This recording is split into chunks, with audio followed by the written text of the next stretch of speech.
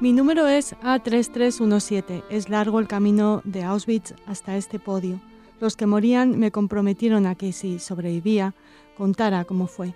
Esto es lo que dijo Branko Lustig al recoger el primer Oscar que recibió en su discurso de agradecimiento.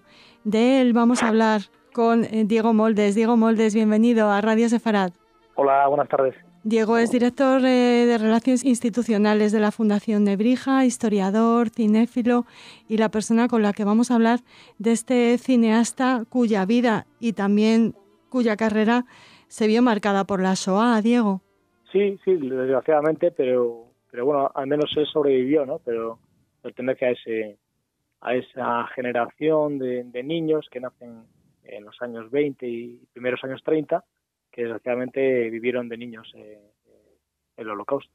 Cuando hicimos ese reportaje especial acerca de los 25 años de la lista de Schindler, tú nos hablabas precisamente de Branko Lustig y de una casi imposición que le hizo a Spielberg, ¿no?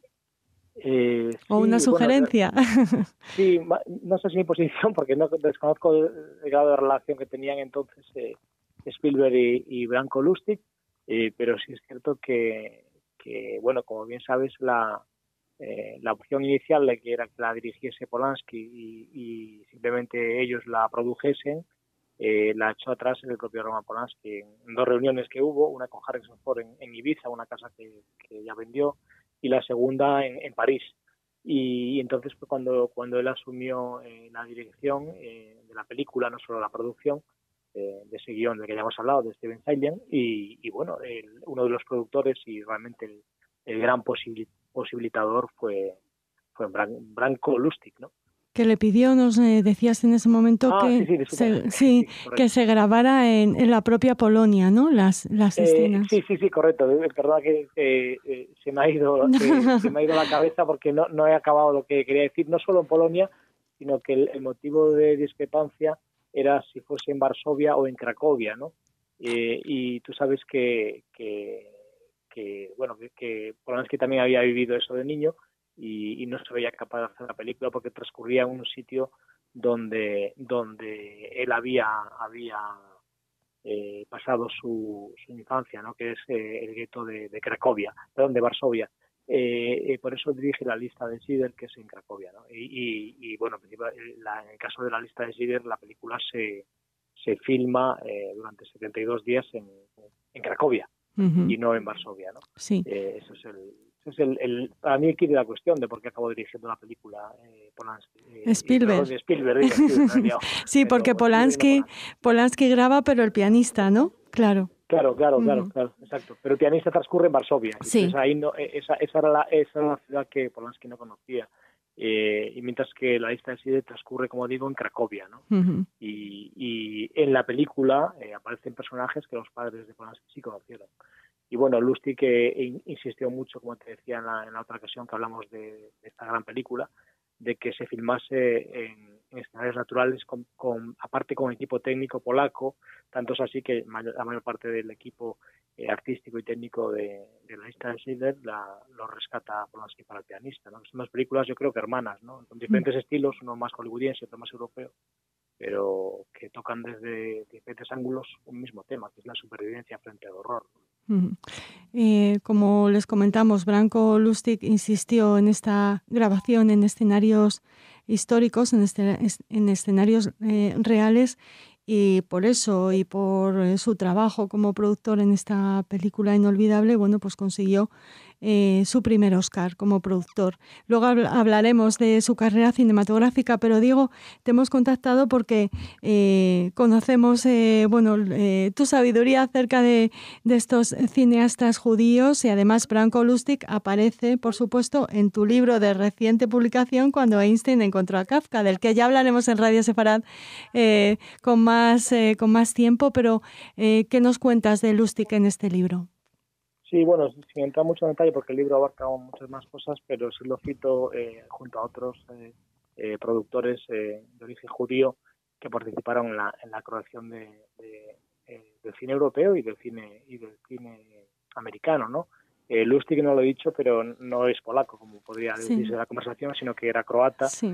Y bueno, realmente representa lo primero la superación a una edad avanzada, porque él llega al cine americano, al cine estadounidense a través de una coproducción de años 73, ya con cierta edad, ¿no? Ha fallecido la semana pasada con 87 años, pero él realmente después de cumplir los 60 años cuando empieza a destacar como productor a nivel internacional, porque hasta entonces su carrera desde los años 50, desde mediados de los años 50 hasta los años 70, transcurre en un país que ya no existe, que es la antigua Yugoslavia, ¿no? Él llega a Estados Unidos, les hemos hablado de ese primer Oscar, también ganó el Globo de Oro y hay más películas importantes que le debemos a Lustig. Por ejemplo, Gladiator, que nos puede gustar más o menos, pero que sí que forma ya parte de la historia del cine. Claro, sí, y fíjate, esta película es se estrenó en el año 2000, se filmó en el 99. Estamos hablando que La lista de Schindler, que se filma en el 92, se estrena en el 93, en España en el año 94, pero en esa época más o menos la carrera de él como productor de éxito en Hollywood abarca realmente poco tiempo, teniendo en cuenta que su carrera abarca 65 años, desde, como decía, desde el año 55 hasta que ha fallecido, ¿no? Y sin embargo, sus años de gloria como productor de cine que conocemos todos, porque son películas muy comerciales, muy conocidas, es un periodo relativamente corto de tiempo, que son unos 15 años más o menos, ¿no? Desde la película de Spielberg que hemos mencionado hasta American Gangster de Ridley Scott, pasando por la que has dicho de Gladiator, ¿no? Que es, junto con La lista de Schindler, su mayor éxito, ¿no? De hecho, si la gente googlea el nombre Branko Lustig, cuyo apellido, por cierto, coincide con el de un gran escritor checo muy recomendable, sí, que es Arnošt Lustig, ¿no? Editado en España por Impedimenta, y que yo me enteré también de su muerte precisamente el día que aterricé en Praga. Y por Sefarad Editores, si no me equivoco. Sí, exacto, y Sefarad Editores. Y bueno, Lustig, que es, como decía, es el único croata que ha ganado 2 Oscars. Yo eso no lo sabía y googleando el nombre, pues es lo primero que te viene a la cabeza, ¿no? Que no es nada fácil siendo extranjero y con todos los avatares que ha tenido en su vida, ¿no? Como superviviente de Auschwitz. Sí, eso no lo habíamos dicho, habíamos dicho que era superviviente, pero no de Auschwitz. Te agradezco el dato. Repasamos un poco su filmografía: El Pacificador, Aníbal, Black Hawk Derribado.